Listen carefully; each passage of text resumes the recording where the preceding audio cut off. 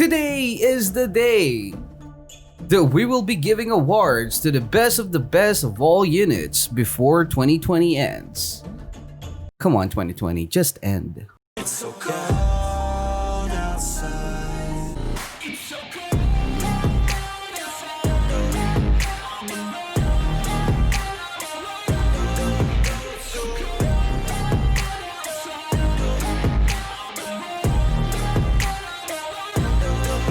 What is up, Snow Squad? It's your boy Snow, and we're back again here on the All-Star Tower Defense. And yep, you heard it right, guys. Today is the day that we will be awarding all of those best units that we have for this year, at least in preparation as well, before we hit 2021. Ah, man, 2020 sucks, but if I could just move our milestone, like 100k milestone, on another year, I would definitely do that. But anyway, guys, before we get into our awarding ceremony, make sure that you've already subscribed to our channel because, I don't know, like we are trying to hit 1Q and subs, so it will be a really long shot. Oh, dude, some of you guys are just so serious about that 1Q and sub goal. But anyway, freeze that thumbs up button as well using your nose if you are an OG on this game. But anyway, guys, these are the awards that we will be giving out to those units. Best 3 stars award, best 4 stars award, best support unit, best heal unit, best ground unit, best clown unit, best full AoE unit, best semi AoE unit, best single target unit, and of course, the best effect unit. I'm really sorry, guys. I tried making my own game, kind of like having a staging, and originally I was really planning to invite all of you, or at least those people on my Discord server, to join that game so that we will have an audience. But yeah, I think that scripting is something that will be really impossible for me unless I would really focus studying it. So yeah, I'm sorry, guys, but instead I'm just gonna put some clips of those units that we will be awarding soon. But anyway, guys, on to our first award. That's gonna be best 3-star unit, and that award goes to none other than Ryuko. As you guys can see, you would only be needing 400 cash to summon up Ryuko, and by the time that you will place her, she would already be damaging 14 with an SPA of 1. Well, do not get me wrong, guys, she's still not gonna be a full AoE unit, but having 1 SPA, guys, is really good, especially for early waves. On her second upgrade, you will be needing another 400 cash, and look at that, guys, her damage will now be 24, still gonna be a single target unit. But then again, guys, as I've said, this damage would already be enough to take care of those early mobs, and well, of course, for you to save some cash to max her out. She would start to be crazy on her third upgrade, guys, because as a 3-star, she is gonna be damaging 34 with an SPA of 1, and guess what? She now already has her full AoE mode, and that makes her really miles apart if you're gonna compare her to other 3-star units. And her at max, she will be damaging 44, and of course, her SPA will stay to 1 with an RNG or range of 8.5. That is really insane for a 3-star unit. For the next award, that's gonna be the best 4-star unit. And if you're always watching my video, you already know who it is, because that award goes to Nezuko. If you have been watching almost all of my guides recently, one main unit that I'm using as the main damage dealer will be Nezuko. Yes, Nezuko will be worthless if you do not have any bleeder unit, but the fact that gold summon bleeders exist, that makes it really easy for everyone to use Nezuko. Well, of course, some people would say that Nezuko is not really as good as they really thought, and it was most probably because they just did not know how to use Nezuko. For those OG fans who are always watching my guides, you already can see how monstrous Nezuko is if you will put her on the right position, and of course, if you are going to back her up with a very good bleeder. Keep in mind, guys, that Nezuko is not really a very cheap unit, so you really have to have a solid bleeder, or at least a unit that would help you to kill those early mobs, because, well, it is really impossible for you to place Nezuko on wave number 1. Once you already max her out at level 80, guys, she will be damaging 805.5, and her SPA will be 4 seconds. Well, look at her range now, guys. It's gonna be 55, and this is the reason why her greatness is not only limited on story mode, but rather also on infinite mode, especially if you got Irwin, because literally, guys, her damage would be multiplied by 3 if you got Erwin's buff 200%. So that is really insane, guys, considering the fact that, again, I'm just gonna remind you guys, Nezuko is only a 4-star unit. You know how good of a 4-star she is whenever you are hearing some players who are actually asking which is better to use, Fujitora or Nezuko. But bro, it seems that they are forgetting the fact that Nezuko is only a 4-star unit. The only bad side about Nezuko is, of course, if you are aiming for infinite mode highest wave, of course, Nezuko would be a liability because technically you would be needing 2 slots to make the most out of Nezuko. For the next award, that is gonna be the best support unit. And that award goes to Bull Mama. I know some of you, or maybe a lot of you guys, would tell me, H, no, it should be Erwin who should win this award. but hear me out first, guys. Hear me out first. Of all of those challenges that we did for the infinite mode, there is one unit that I really do not want to lose, or at least to miss. And that is gonna be Bull Mama. Why? Because her casual support is just really good to miss, and of course, it's just almost impossible for you to have a maxed out loadout on the battlefield, at least all of your units placed on the battlefield without any Bull Mama, unless that you got a pretty cheap roster.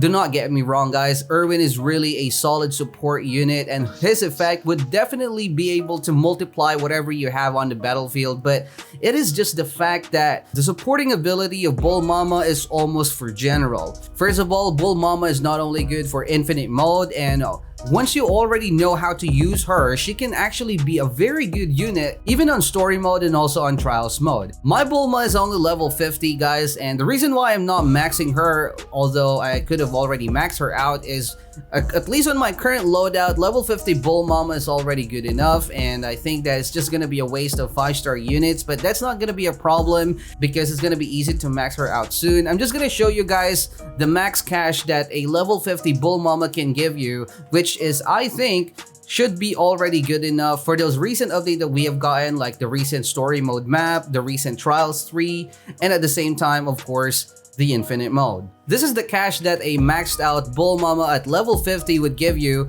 and as you guys can see, she will be giving me 1,995 per wave. And for those who are always asking if it's worth it to level up Bulma, well, the answer is yes, because the higher level your Bulma is, the higher money that you can get from her per wave. I'm really sorry, Erwin, nothing beats Joe Mama. For our next award, that's gonna be the best hill unit. And the best hill unit award goes to Mihawk. Mihawk is a very good unit, however, he is just not for a story mode, okay? But that would not affect him being the best hill unit, and the reason why is because he's a must when it comes to infinite mode. And if you really wanted to grind gems fast, without Mihawk, it is impossible for you, or probably should I say, it is gonna be hard for you to reach wave 50. The only reason why he's not gonna be as good as he is on infinite mode on story mode is because the most recent maps do not really give him a very sweet spot for him to be good unless he will be maxed. And yeah, he's kind of expensive considering the fact that just recently Mihawk's price was increased, so I think that you now need to have like 16,000 or maybe even more. I think that that was the old price, but yeah, he is really expensive, guys, and without Bull Mama, it's gonna be really impossible for you to put one Mihawk at least at max if you are soloing. This is the stats of a maxed out level 80 Mihawk, and as you guys can see, with an SPA of 3 seconds per attack, look at that damage, guys, 653.35, and his range would be 120.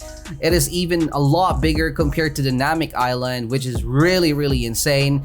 And yeah, not gonna lie, guys, Mihawk is the most balanced unit that I think is right now here on ASTD. His damage is really good, SPA is good, he got a very good range as well, but because of this AoE con that he has, I think that this AoE con literally made him balanced, because, you know, like there are some positioning for Mihawk that he would just be subpar of what he is usually. So yeah, that is the reason why Mihawk will be our best hill unit. For our next award, that's gonna be the best ground unit 2020 here on ASTD. And that award goes to Fujitora. Maybe some of you would wonder why I didn't give this award to Sasuke 5-star. The only reason why is because of his semi-AoE cone.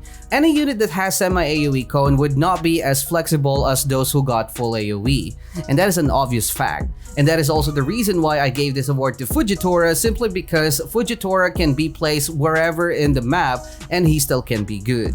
Not mentioning the fact that also the Black Flames, which is the skill of Sasuke 5-star, is not going to be a burst damage, so that would force you to place Sasuke in front of the battlefield.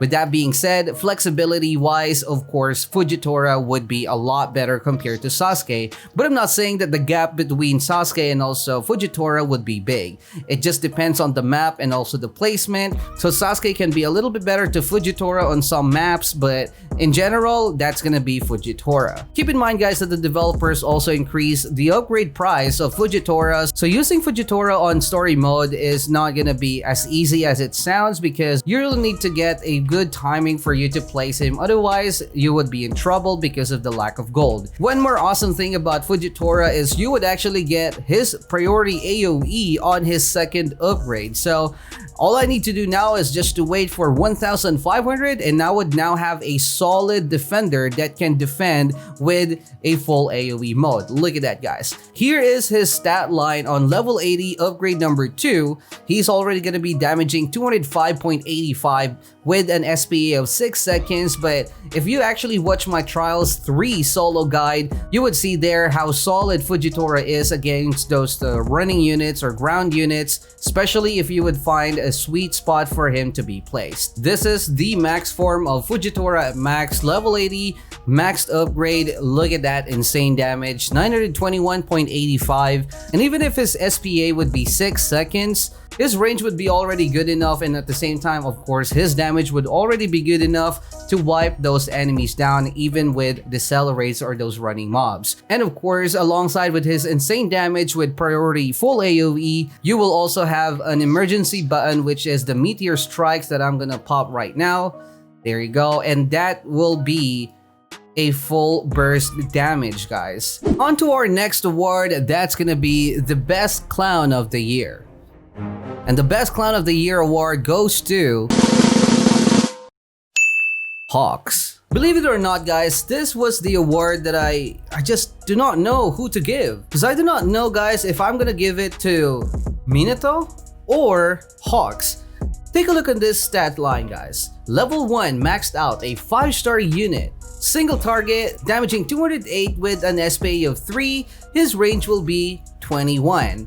And for Hawks, it's almost gonna be the same, but his damage would be 142, his SPA would be the same as Minato, and his range will be a little bit more compared to Minato. So this is the reason why I just cannot really decide, but I just went to Hawks because I just do not want to hurt those Naruto fans more, because we already know that here at ASTD, Naruto fans has been disrespected over and over again, so that is the only reason why. But if it's just really possible, I'm gonna give the award on both of them because they're just really bad. They just literally got clowned by the developers for some reason. For the next best award that we are going to give, that's gonna be the best full AoE unit. And the best full AoE unit award goes to Light Yagami. The biggest reason why I gave Light Yagami the award for the best full AoE unit is just because he is gonna be the ultimate gem maker. If you guys do not understand why, and if you're a beginner, just watch some of my infinite mode videos. And there's also a video guide that I posted which is gonna be like the best way to grind gems fast the pro way. And a big part of that is Light Yagami. Light Yagami is the only unit that can give you the final push that you would be needing. Just like on this situation, I think that we would not have enough time. Oh my god, come on, come on, come on. Yes, there you go. And come on, let's just put Light Yagami. Come on, give me the cash. And bam. There you go, clean up. Alright, so that is a very good example, guys, of how good Light Yagami is. And considering that on infinite mode, the HP of the mobs around wave 40 plus would be really tanky, if you will partner Erwin to Light Yagami, that is the key for you to grind gems as fast as you can. That's the reason why we got here Light Yagami for the best full AoE unit. For the next best unit award, that's gonna be the best semi-AoE unit. And the best semi-AoE unit award goes to none other than Sasuke 5-star. This is already a very tough decision, guys, because you already know that most of the 5-star ground units that we have actually got a semi-AoE cone, and well, actually even Mihawk got a semi-AoE cone, and Mihawk is a solid unit. But since Mihawk already got an award, and at the same time, you know, like, he's not really gonna be good on story mode, the only choices that I was left is literally the new units except for Rengoku, because Rengoku is just a single target unit. The reason why I picked Sasuke 5-star over Sanemi and also Akaza is because of his maxed skill, which is the Black Flames. Black Flame skill, guys, would be able to hit everything inside his range, not only on his semi-AoE cone, but I think that is not gonna be cheating, because at the end of the day, Sasuke would still be a semi-AoE unit. And the reason why I gave Sasuke this award is because of his flexibility, because he can be good on the story mode and at the same time on infinite mode, and also his flexibility against those mobs because he can damage air units as well. So I hope that explains the reason why Sasuke 5-star got this attack, and I think that Naruto fans would also be happy to see Sasuke receiving this award. For our second to the last award, that is gonna be the best single target unit, and the best single target unit award goes to Dio 5-star. I think you already have an idea why I picked 5-star Dio, and it is because, well, of his stun. You can actually get a stun skill for a cheap amount, and that makes him, for me, is the best single target unit.